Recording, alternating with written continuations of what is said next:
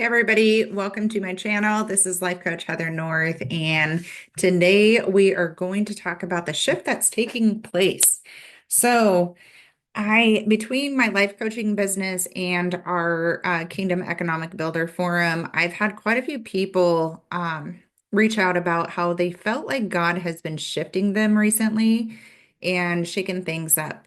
So I felt like since it was such a common theme amongst people, I would speak to it on a bigger scale and let people know that that is something happening right now, that God is actually working. He is doing something. He is shaking things up. And many of you are being called out of the position that you are currently in to step into new positions. So, some of the things that I have seen God shifting people out of is careers. Some of the people, they've had their same job for years, for many, many years. And it's just kind of like all of a sudden they have felt discontent. Like they just don't feel like that is where they belong. They are getting agitated. They just don't have the patience that they had before, or they have this burning desire to do something more, and they just aren't exactly sure what that is. And so I have seen that shift happen quite a bit recently. I have received many different testimonies of people talking about it, especially after I released my video of how God called me out of my job. And if that is you, I want you to know that you are not alone. It is kind of scary, especially if you're not exactly sure what the path looks like afterwards. But yes, He is shifting that. I have seen God call marriages apart. I haven't had too many of these, but I have seen it where God is calling the marriage to an end. And listen, He's a great God. He's going to remove anything that is standing in His way from using you to the magnitude that He has plans for your life. And so if you are with a person that you're not equally yoked with, and God knows that you will never become the person that He's called you to be, and He has a great plan for you, you know, he removes whatever is standing in his way. If you're in an unhealthy relationship and it's toxic or abusive or neglectful, like it's already out of alignment anyway. If there's no hope for that individual to change, and you know that there's no hope for that person to change, and God has been speaking to you about that, I just want you to know that we cannot be religious in all things. I personally am not a religious person. I don't find myself to be a religious person. I have a great relationship with the Father, and that's the way I look at it. He's called me out of relationships before, and I know that He has called other people out of their relationships. If there is infidelity, you know, it is what it is, but God will remove whatever it is that He's needing to remove. And I have seen the shift in churches.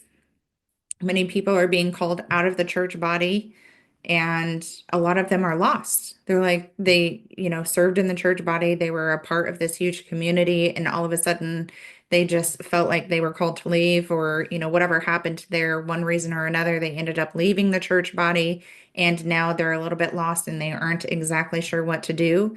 I was called out of the church body as well. And I can speak to that a little bit. If you are being called out of the church body and you're feeling like kind of like a lost sheep in a way, if you think about it, like before you had fallen under a headship, and I just actually had a portion of this on a coaching call earlier today. And I guess I never really thought about it, about submitting to a headship. And maybe God is shifting you out of the church body because He is trying to raise you up to be a leader. And you can't be a leader if you're constantly following. And so I do believe that He is raising up new leaders right now in all facets because He wants to establish a kingdom here on earth, right? He wants to take over the economy. He wants a cleanup of the churches. He wants a cleanup of all the leaders. He wants a cleanup of the corporations, of the political arenas, of everything. He's wanting to clean up absolutely everything, our health. And so there's many people being called out of the churches as well. How I got connected, that's another topic that was discussed earlier today. I found people online and I just joined different communities. Would find people that I enjoyed listening to and I would reach out to them and I would figure out what their community was and I would become a part of their community. And through that, I have met some amazing people. And I can also tell you, I have had a ton of spiritual growth stepping out of the church. And this isn't to condemn any churches. I don't have a problem with churches. I don't have any vendetta against them whatsoever. I'm just talking to my personal experience. And if I went through it, I can't be the only one going through it. And I have also had other people talk about it as well. So I know that that is something that he is doing. He is calling people out of the churches, and I would assume many people he is calling to leadership. And so whether you were, being called to do a podcast or a YouTube channel or create something, some type of platform or community base or whatever it is, like God is shifting you. And maybe it's just your season to change, to transform. He's just wanting to tuck you away. And sometimes, he takes us through this wilderness season and we think that the wilderness season is bad, but the wilderness season isn't bad. Sometimes he wants to tuck you away to where he's the voice in your ear and not somebody else's voice. And so I would just trust that process. Back to the different things that he is shifting. So we have employee to employer or entrepreneurship, churches, marriages, moving, physically moving. There's a lot of people that are like, I feel like God is telling me to physically move. I just don't know exactly where yet or when. That is another thing, and what would be the reason why he has you to move? Like maybe he has a blessing on the other side wherever you end up landing, or maybe he's used you as much as he could in the season where you're at and now your growth is hindered. So he's going to transition you and move you somewhere else to where it's a newness in the land and then you can continue to grow because sometimes you can outgrow your atmosphere, right? And that's the reason why we're constantly seeking more. We're seeking like newness and connection and information and knowledge. Because once we stop growing in life, we're essentially going backwards. Once we stop moving forward, once we stop seeking out things, then we just kind of stop. You stop growing and the world is constantly going forward. So you're essentially going backwards. Um, and so, I was just kind of praying into this a little bit and I was like, all right, Lord, what is really going on? So when you bring a shift, when God brings a shift, what is he really trying to do? And he brought me to the Tower of Babel. And here they were building a tower to make it to heaven. And what did God do? God went down, confused their language, and scattered them. And from there, he scattered them. Nations were birthed, culture was created. There was diversity in the land. And so I feel like the shift that has taken place right now is because he is wanting to change things here on earth. He wants our economics to change. He wants a kingdom economy established. And for the longest time, many believers were afraid to conduct business as a Christian person. And I don't know where that misconception came from as far as Christians being wealthy or Christians having money or Christians conducting business in the mindset that everything should be handed away for free. Not that we aren't called to servitude. That is your first calling, right? Is to serve. But we are also called to provide and to multiply. And so he is wanting to establish a kingdom economy. He's wanting to take over the political arena. We have already seen that transformation and transition all throughout the world, not just here in the United States, but everywhere. He's wanting to take over all of it. And the churches, we already know that there's a cleanup happening in churches, right? There have been some leaders that have fallen recently, and it's not to knock them or anything else. We pray for them, but like we all fall short, right? We all have issues. We all have things that we could be doing better at. But there's a cleanup happening in the churches as well. And there's a cleanup happening in marriages and family foundations. And if we think about the family structure and what has happened with the family structure over the years, like we've lost it. And, sometimes we have these things that happen in life that bring so much shame to us. But if we allow God to work through it and help us through all of it, He actually will take it and multiply it, right? So everything that we do that was not quite right, everything that we did that we might deem as a mistake, there's opportunity to gain wisdom. So all of our flaws are an opportunity to gain wisdom and to have a testimony to share with someone else to let them know, hey, like you're not the only one going through this. I'm going to invest my talents here because I just gained a whole lot of talents from this last season in my life. And now I'm going to invest those talents in you because this is what God showed me is He wants us to be humble and honest and transparent, right? And I think that sometimes with leadership and with families, we feel like we need to be perfect when we're in the limelight. We need to be perfect if we're in leadership. We need to be perfect in all of these areas. But the truth is, like, there's no perfect human being, right? The only perfect that person that ever walked this earth was Jesus. I actually really like sharing my flaws with people. I like telling people the reason why I have so much wisdom and the reason why I'm so great at life coaching is because I messed up so much. That is quite honestly, like, that's where my gifts come from, is that I messed up so much. And so I went to the Father and I asked Him, Lord, what is going on with my crazy life? Help me figure this out. And so He did. And I had to be humble and I had to take it. And I had to realize, okay, instead of me looking at these situations as losses, let's actually multiply this. Let's multiply these talents and let's gain wisdom. And so then now I can help many different people because I've had a lot of different mistakes. And so I just want people to know, like, God does not expect us to be perfect. He doesn't expect us to have it all together. And one common theme that I have ran across recently through this life coaching is that people are so afraid to make a mistake.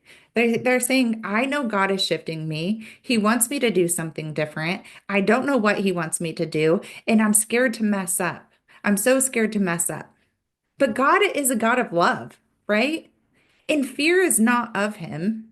And so, if we are fearful that we're going to mess up so much that we don't even act or do anything, then that is the enemy's perfect plan. So, if he can use that fear of God against us to keep us stuck and bound, then he ultimately wins because we're stuck idle. We're now the Israelites wandering around the desert for 40 years, waiting to cross over, but too fearful to act. And so that is kind of how the enemy works, is he plants fear. And sometimes the way that he uses the fear isn't always fair. But fear is not of God. And we have to know that stepping out of the boat, just like Peter, even though it's not stable, even though we know technically water should not hold us up, we should not be able to walk on it, but I'm going to step out anyway because if I keep my eyes on Christ, I will not fall or sink. And that is something that I think that he is doing for a lot of people, is he's telling us step out of the boat and step in faith. You might not have the full picture. You might not know what it looks like. You might not even know exactly what I'm calling you to do. But I just want you to walk and step out of the boat and trust me and know that as you walk, as you go along, I will guide you. I will redirect you where you need to be redirected. And if a mistake happens, that's okay because opportunity to gain wisdom. Mistakes are only mistakes if we allow it to keep us from growing. Otherwise, they're learning opportunities. So majority of the highly successful people, especially people who invented things, they didn't get it the first try. They didn't get it the second try. It took multiple tries. And it is because they knew, okay, this technique did not succeed. This didn't succeed. So the next time I know not to do this, and I'm going to tweak a few things and I'm going to try it again. And eventually, through the failures, through the failed attempts, they chose to gain wisdom, which ultimately led to their success. And that's exactly what we are called to do. And so I made a post the other day about perception. And so perception can be deceiving. Sometimes we have a perception that something is so far-fetched.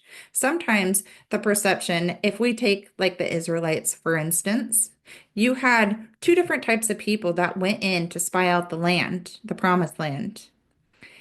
You had two that came back with good rapport and said, yeah, there might be some giants, but that's all right. We got this. Like, if God before us, who could be against us, right? And they were very optimistic about the promised land because they knew that God already said that the land was theirs. So they knew that they served a God that did not lie, right? God already told them that the promised land was theirs. And then the other set of people went in with a ton of fear. So we can look at it and analyze the two. And what really was the difference between the two? It was perception, their perception of the obstacle. And so many times we might look at something in one way, but really, we need to take a step back and ask God, show us the full vision of it. Lord, what are you really saying about this thing? Can I really step out and create that business? Lord, can I really make it on my own as a single mom because this relationship is toxic?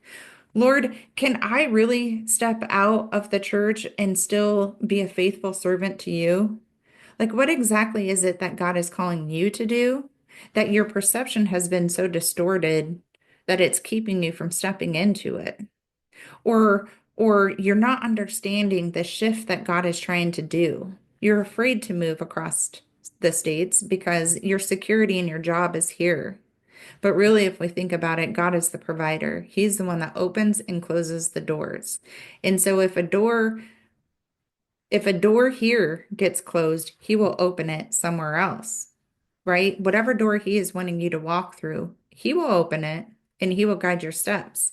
And so instead of looking at your employer as your provider, or looking at your spouse as your provider, or your church as your provider, know who the true provider is.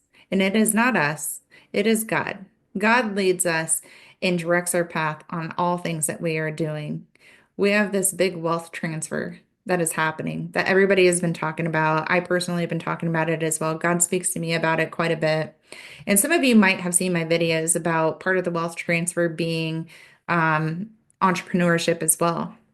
And it is entrepreneurship because God wants to take over the economy. He wants a kingdom economy established. He's tired of his body being poor. He's tired of his body being broke. He's tired of his body serving people who are funding a satanic agenda. Because if you really dig into a lot of the major corporations out there, or the entertainment industry, or the political arena, a lot of them fund satanic agendas.